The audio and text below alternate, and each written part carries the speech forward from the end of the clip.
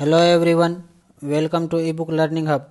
दोस्तों, आज हम लोग डिस्कस करेंगे इंडियन पॉलिटी के 20 महत्वपूर्ण प्रश्न जो आपके आने वाले एग्जाम के लिए बहुत ही महत्वपूर्ण होगा।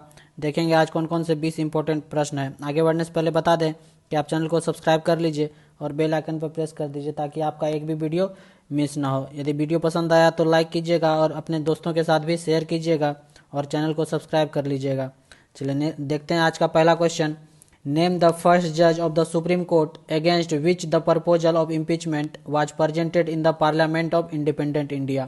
सर्वोच्च न्यायालय के पहले न्यायाधीश का नाम बताइए जिसके खिलाफ स्वतंत्र भारत की संसद में महाभियोग का प्रस्ताव पेश किया गया था। कौन सा वो न्यायाधीश था जिसके खिलाफ जो है महाभियोग का प्रस्ताव पेश किया गया था संसद में? तो ये थे justice Ramaswamy. Option number A सही होगा। जस्टिस रामास्वामी के खिलाफ सबसे पहले लोकसभा में पेश किया गया था इम्पीचमेंट प्रोसेस, महाभियोग का प्रस्ताव। जज सुप्रीम कोर्ट के जज जो थे जस्टिस रामास्वामी, इसके खिलाफ। ये बात याद रखना, पहले जज थे ये। चलिए नेक्स्ट क्वेश्चन पे चलते हैं। नेक्स्ट है which of the following article of constitution of India is related to uniform civil code. Bharat के संविधान के निम्नलिखित में से कौन सा अनुच्छेद यूनिफॉर्म सिविल कोड से संबंधित है? कौन सा आर्टिकल है, कौन सा अनुच्छेद है जो यूनिफॉर्म सिविल कोड से संबंधित है? तो ये है article number 44। Option number A सही होगा। आर्टिकल 44 जो है यूनिफॉर्म सिविल कोड से संबंधित है, ये बात ध्यान रखना है आपको। और आर्टिकल 46 जो है ये है promotion of educational and economic interest जो है, promotion of educational and economic interest जो है SC ST में डेवलप करना एंड अदर कास्ट में। ये प्रोविजन है किसमें? आर्टिकल नंबर 46 में, याद रखना है आपको। चलिए नेक्स्ट क्वेश्चन पे चलते हैं। नेक्स्ट है name the first female prime minister of the world. दुनिया की पहली महिला प्रधानमंत्री का नाम बताइए। दुनिया में जो है सबसे पहले महिला प्रधानमंत्री कौन देश की बनी थी, उसका नाम क्या है पहली महिला प्रधानमंत्री का? तो ये है ऑप्शन नंबर बी, श्री मावो भंडार नायके। क्या नाम है? श्री मावो भंडार नायके जो है ये दुनिया की पहली महिला प्रधानमंत्री है। और ये कहाँ से थी? श्रीलंका की। कहाँ के? श्रीलंका देश का ये, और पूरे वर्ल्ड का पहला महिला प्रधानमंत्री बनी थी ये, याद रखना है आपको। और इंदिरा गांधी जो है इंडिया की पहली महिला प्रधानमंत्री थी। इंडिया की पहली महिला प्रधानमंत्री, first women prime minister of India कौन थी? इंदिरा गांधी, ये बात ध्यान रखना है। चलिए नेक्स्ट क्वेश्चन पे चलते हैं।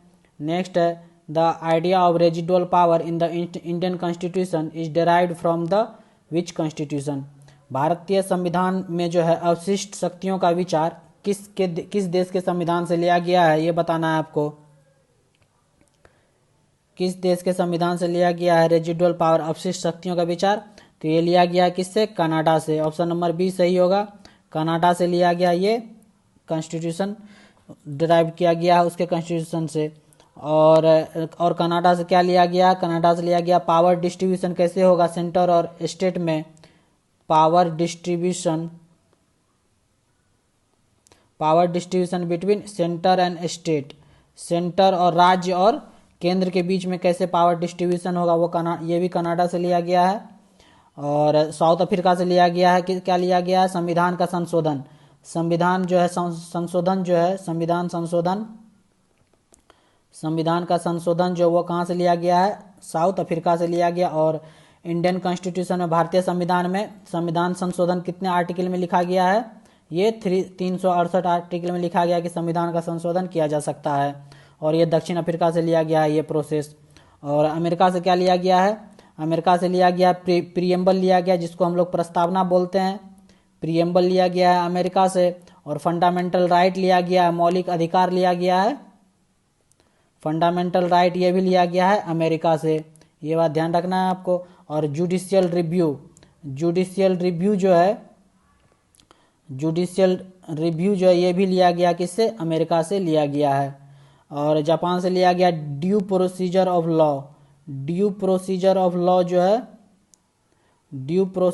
लॉ, ये कहाँ से लिया गया है? जापान से लिया गया है। इतना ध्यान रखना, इस क्वेश्चन से संबंधित इतना फैक्ट आपको ध्यान रखना है। चलिए नेक्स्ट क्वेश्चन पे चलते हैं। नेक्स्ट है in the year 1978 the dash amendment eliminated the right to acquire, hold, dispose of property as a fundamental right. वर्ष 1978 में कौन से संविधान संशोधन के तहत जो है संपत्ति के अधिग्रहण, धारण और निपटान के अधिकार को मौलिक अधिकार के रूप में समाप्त कर दिया गया? कौन से संविधान संशोधन के तहत किया गया? इस संविधान संशोधन से पहले जो है संपत्ति का अधिग्रहण, धारण और निपटान जो है एक मौलिक अधिकार था, लेकिन इस संविधान संशोधन के बाद जो है ये मौलिक अधिकार से हटा दिया गया, समाप्त कर दिया गया। तो ये किया गया कि कौन सा संशोधन में? ये किया गया 44वां संशोधन, 44th अमेंडमेंट में जो है 1978 में हुआ था, उसमें जो है मौलिक अधिकार से हटा दिया गया किसको? संपत्ति के अधिग्रहण, धारण और निपटान के अधिकार को। और लिखा गया तो कितना? आर्टिकल 40 अनुच्छेद आर्टिकल 31 में डाला गया था, जो क्या कहते हैं मौलिक अधिकार जो है वो के रूप में डाला गया था संपत्ति के अधिग्रहण को आर्टिकल 31 में, ये बात ध्यान रखना है। और 42वां संशोधन जो है ये 1976 में हुआ। अदर ऑप्शन में देखते हैं, 42वां संशोधन जो है 1976 में 1976 में हुआ, और इसको मिनी कॉन्स्टिट्यूशन के नाम से भी जानते हैं। क्या जानते हैं? लघु संविधान संशोधन, मिनी कॉन्स्टिट्यूशन, लघु संविधान के नाम से इसको जानते हैं, मिनी कॉन्स्टिट्यूशन। और इसमें जो है क्या प्रस्तावना को जो है अमेंडमेंट किया गया था, संशोधन किया गया था, और उस प्रस्तावना में जोड़ा गया था क्या? समाजवादी जोड़ा गया था, समाजवादी शब्द जोड़ा गया था, समाजवादी शब्द जोड़ा गया था, धर्मनिरपेक्ष शब्द जोड़ा गया था, धर्मनिरपेक्ष शब्द जोड़ा गया था, और एकता और अखंडता शब्द जोड़ा गया था, एकता और अखंडता, एकता और अखंडता शब्द ये जोड़ा गया था प्रस्तावना में, ये बात ध्यान रखना है। 42वां संविधान संशोधन 1976 में। चलते हैं नेक्स्ट क्वेश्चन पे, आगे देखते हैं next question. In which part of Indian constitution are centre state relation mentioned? भारतीय संविधान के किस भाग में केंद्र राज्य संबंधों का उल्लेख किया गया है? कौन से भाग में जो है केंद्र राज्य संबंध का उल्लेख किया गया है? ये ऑप्शन आपके सामने दिया गया है ABCD, कौन सा ऑप्शन सही होगा? तो कौन से पार्ट में दिया गया है? तो ये दिया गया है पार्ट 11, भाग 11 में आर्टिकल 245 से 55 में दिया गया है केंद्र और राज्य संबंधों का उल्लेख किया गया है संविधान में। और अदर देख लेते हैं पार्ट 10, और पार्ट 10 में भाग 10 में क्या है? Schedule and travel area, schedule and travel area discuss किया गया है इसमें भाग 10 में, शेड्यूल और ट्रैवल एरिया डिस्कस किया गया है। और पार्ट 4 भाग 4 में क्या है? Directive principle of state policy, राज्य के नीति निर्देशक तत्व, राज्य के नीति निर्देशक तत्व जो है ये भाग 4 में है, जो कि आर्टिकल नंबर 36 से 51 के बीच में आता है, ये बात ध्यान रखना है। राज्य के नीति निर्देशक तत्व भाग 4 में ध्यान रखना है। चलिए नेक्स्ट क्वेश्चन पे चलते हैं। नेक्स्ट है which of the following article promotes equal justice and free legal aid for all the citizens? निम्नलिखित में से कौन सा लेख जो है सभी नागरिकों के लिए समान न्याय और मुफ्त कानूनी सहायता को बढ़ावा देता है?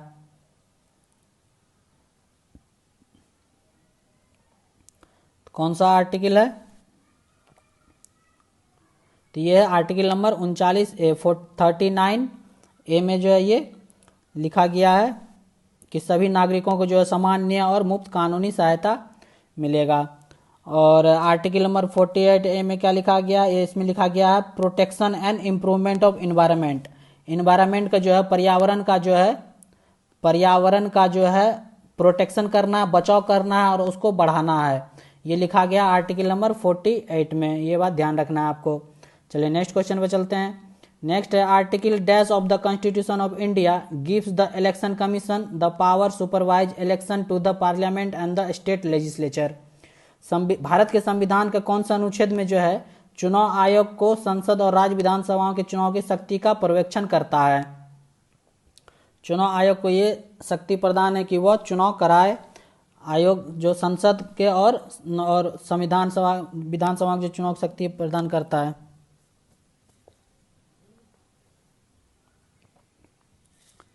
तो ये आर्टिकल नंबर 324 में ये प्रावधान किया गया, ये लिखा गया है, इलेक्शन कमीशन से संबंधित है। और ये कितना है? पार्ट 15 में है, भाग 15 में है ये इलेक्शन कमीशन, ये बात ध्यान रखना आपको इलेक्शन। चलिए नेक्स्ट क्वेश्चन पे चलते हैं। नेक्स्ट है the maximum number of nominated member to Lok Sabha is, Lok Sabha में मनोनीत सदस्यों की संख्या अधिकतम संख्या कितनी है? लोकसभा में जो है मनोनीत सदस्यों की संख्या अधिकतम कितनी है? तो ये है 2। कितना है? ऑप्शन नंबर डी सही होगा। 2 गो जो है राष्ट्रपति मनोनीत कर सकता है और राष्ट्रपति के द्वारा ये मनोनीत होता है, राष्ट्रपति के द्वारा मनोनीत होता है 2 सदस्य लोकसभा में। और लोकसभा में अभी मैक्सिमम, लोकसभा में कितना मैक्सिमम सीट है अभी? 552, लेकिन एट प्रेजेंट कितना है? 545। कितना है? 545 एट प्रेजेंट, और मैक्सिमम कितना हो सकता है? 552। ये बात ध्यान रखना है। और राज्यसभा में जो है 12 सदस्य को राष्ट्रपति जो है मनोनीत कर सकता है, ये बात ध्यान रखना है आपको। चलिए नेक्स्ट क्वेश्चन पे चलते हैं। Who decide on the issue related to disqualification of member of Lok Sabha under 10th schedule, 10वीं अनुसूची के तहत लोकसभा के सदस्य की अयोग्यता से संबंधित मुद्दे पर निर्णय कौन करता है?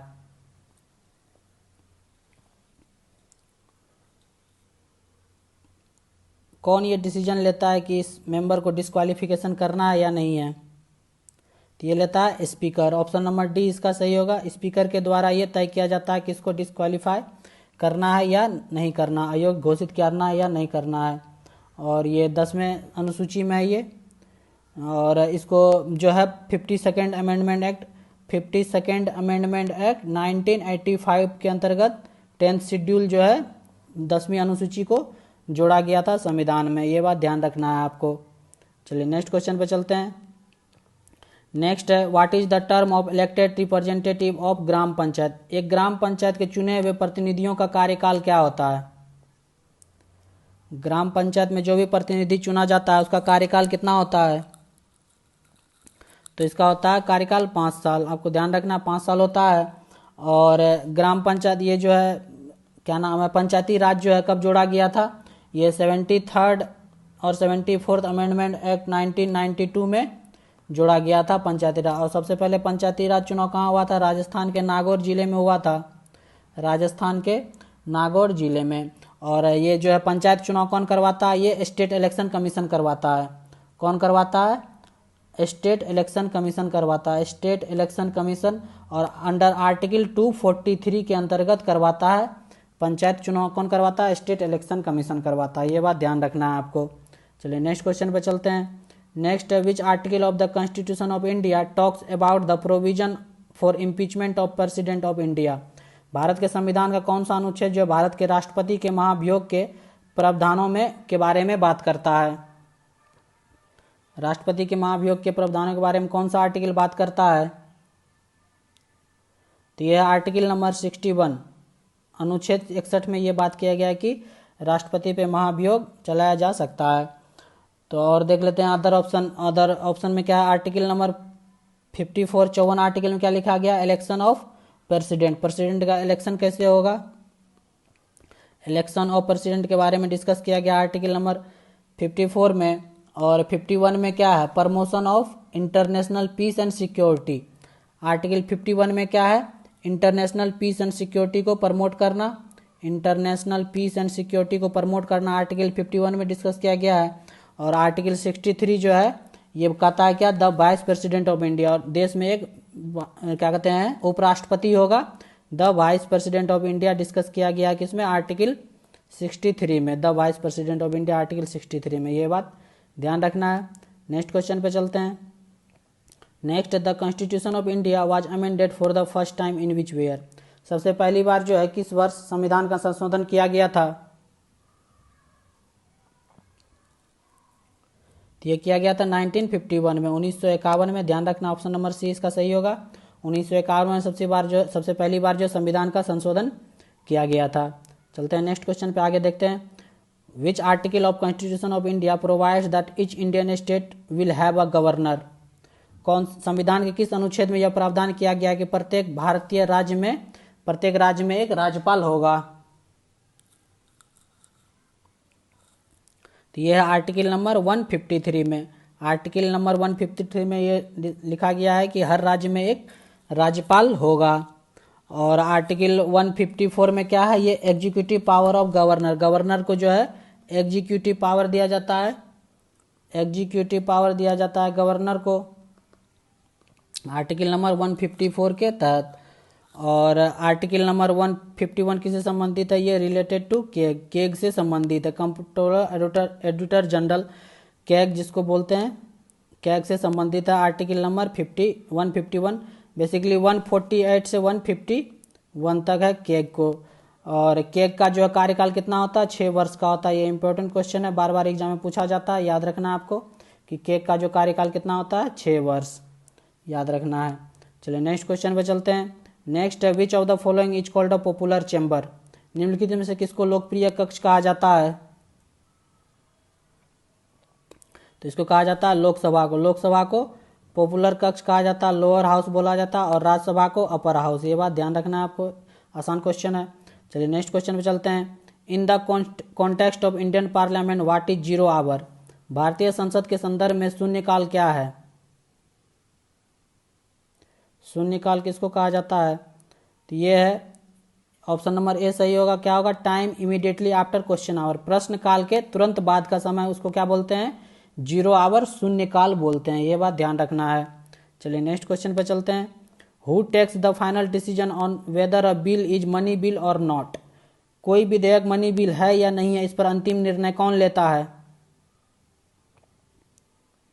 तो ये लेता है कौन? ये लेता है स्पीकर। ऑप्शन नंबर बी सही होगा, स्पीकर निर्णय लेता है ये मनी बिल है या नहीं है। कोई भी बिल यदि पेश किया जाता है संसद में तो वो स्पीकर ही डिसाइड करता है ये मनी बिल है या नहीं है। और आर्टिकल जो है आर्टिकल 110 में डिस्कस किया गया मनी बिल के बारे में। ये बात ध्यान रखना, बहुत बार एग्जाम में क्वेश्चन पूछा गया है कि मनी बिल के लिए कौन सा आर्टिकल है, तो आर्टिकल नंबर 110 है मनी बिल के लिए, याद रखना है आपको, इंपॉर्टेंट है। चलिए नेक्स्ट क्वेश्चन पे चलते हैं। How many types of writ are there in the Indian constitution? भारतीय संविधान में कितने प्रकार के लेखन हैं? कितने तरह के रीट डिस्कस किए गए हैं भारतीय संविधान में? तो ये डिस्कस किए गए हैं 5 तरह के रीट, ध्यान रखना है आपको, 5 तरह के रीट डिस्कस किए गए हैं। नेक्स्ट क्वेश्चन पे चलते हैं। Part 4 of constitution of India deals with which of the following? Bharat के संविधान का भाग 4 निम्नलिखित में से किससे संबंधित है? भाग 4 जो है संविधान का किससे संबंधित है? तो ये संबंधित है directive principle of state policy, राज्य के नीति निर्देशक तत्व से संबंधित है भाग 4। और भाग 1 किससे संबंधित है? भाग 1 जो है यूनियन एंड इट्स टेरिटरी के से संबंधित है। यूनियन एंड इट्स टेरिटरी भाग 1 संबंधित है। और सिटीजनशिप भाग 2 किससे संबंधित है? ये सिटीजनशिप से संबंधित है। भाग 2 जो है सिटीजनशिप से। और फंडामेंटल राइट जो है ये भाग 3 से संबंधित है। किससे संबंधित है? भाग 3 से संबंधित है फंडामेंटल राइट, ध्यान रखना है आपको। चलिए नेक्स्ट क्वेश्चन पे चलते हैं। The Indian constitution the method of election of president has been taken from which country? भारतीय संविधान में राष्ट्रपति के चुनाव का तरीका किस देश से लिया गया है?